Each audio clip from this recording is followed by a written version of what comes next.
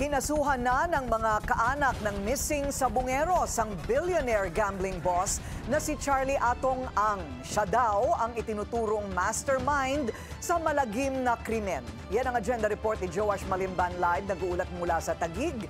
Joash, ano ang mga eksaktong isinampang reklamo laban kay Ang dyan sa DOJ?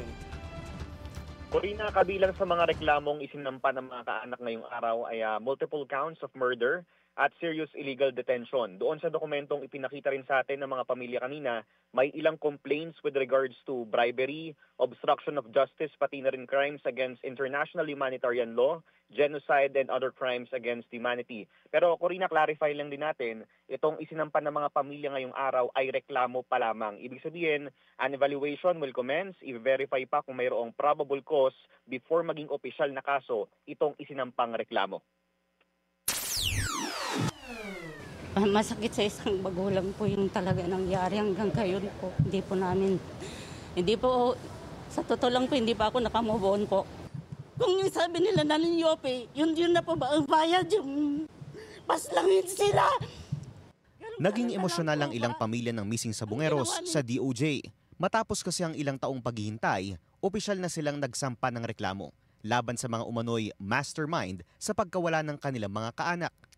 Ang itinuturo nila, si bilyonaryo gambling kingpin Charlie Atong Ang, iba pang sinasabing miyembro ng tinaguriang Alpha Group at ilang miyembro ng PNP. Ang mga kinasuhan po namin, siyempre yung aming talagang matagal nang hinala si Mr. Atong Ang, kasama sila Eric De La Rosa, RJ Mejia, at saka yung mga pulis, si Attorney Caroline Cruz. Ito yung mga kasama po dun sa aming mga complaints. Multiple murder po at saka serious illegal detention. Ang nanay ng isa sa mga Sabongerong nawala sa Manila Arena, hindi napigilang mapasigaw at mapaluha sa galit. Malungkot ang nangyari sa pamilya natin, anak.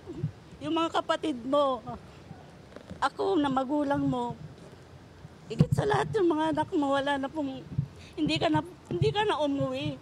Yung pala ganun na pong nangyari sa'yo. Kasi yung anak ko na yun, hindi naman po sa labahe, bakit gano'n na po ang ginawa sa kanya? Para kay Justice Secretary Boying Remulla, naniniwala siyang isa si Ang sa mga maituturing na main player sa kasong ito. Siya ang main player sa Isabong. Siya ang main player dyan, siya ang amo ni Totoy or Dondon. Pera niya pinambabayad para sa trabaho na ginagawa ng mga kontraktor na pulis. Kaya ang mahalaga talaga dito ay malitis to. Pinabulaanan din niya ang pahayag ng kampo ni Ang sa Billionaire News Channel na mismong ang whistleblower na si Julie Dondon Patidongan at ang kanyang mga kapatid ang utak sa operasyon. Natural for them to concoct their stories. Yung talaga, gawain talaga ng ano yan ng mga abogado. Di ba? Sabi ko nga, ang kalaban namin dito, the best lawyers money can buy.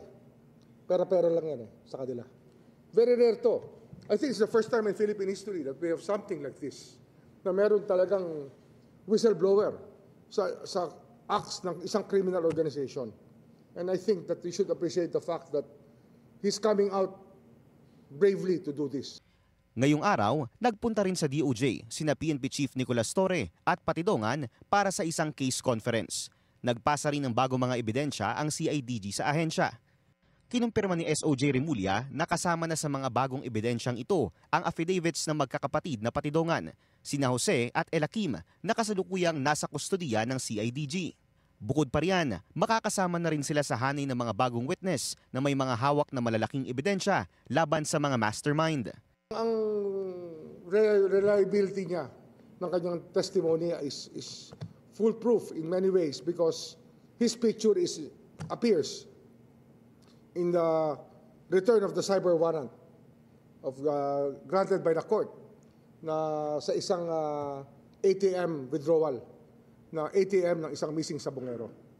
Kaya ang tingin namin ay talagang reliable rin talaga. It also proves that Totoy or Dondon was saying the right thing. I-evaluate na ng DOJ ang mga isinumiteng reklamo at bagong affidavits. Pangako ni SOJ Remulla sa mga pamilya, hindi niya bibitawan ang kaso hanggang hindi nagkakaroon ng hustisya.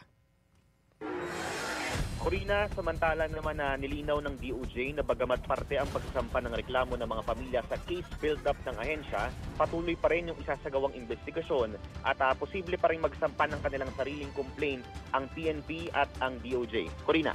Okay, so Joash, para nga lang malinaw, hindi pa ito tinatanggap bilang aktual na kaso. Reklamo pa lamang ito, no? Ano ang pinagbabasihan na pinakamatibay ng kasong ito laban kay Ginoong Ang? Ito ba ay yung pagsasalita ng iisang testigo na si Patidongan?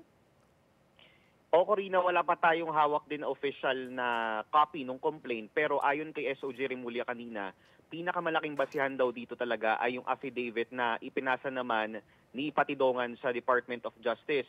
Bukod pa riyan, hindi ito kumbaga in-expound kanina ni SOG Remulla, pero meron pa raw silang mga hawak na ibang ebidensya galing dun sa iba pang mga witness at ibang lumalapit sa kanila na mga tao kaugnay nito nga missing Sabongeros case nga na ito, Corina. Ayun, oo. Kasi kung meron mang nakitang mga bungo o mga labi ng mga nasawi dyan sa Taal Lake, may mga namatay, pero yung ituro talaga na si Ginoong Ang mismo ang nag-utos, ang kailangan nating hintayin kung ano ang ebidensyang matibay. Ano? Maraming salamat.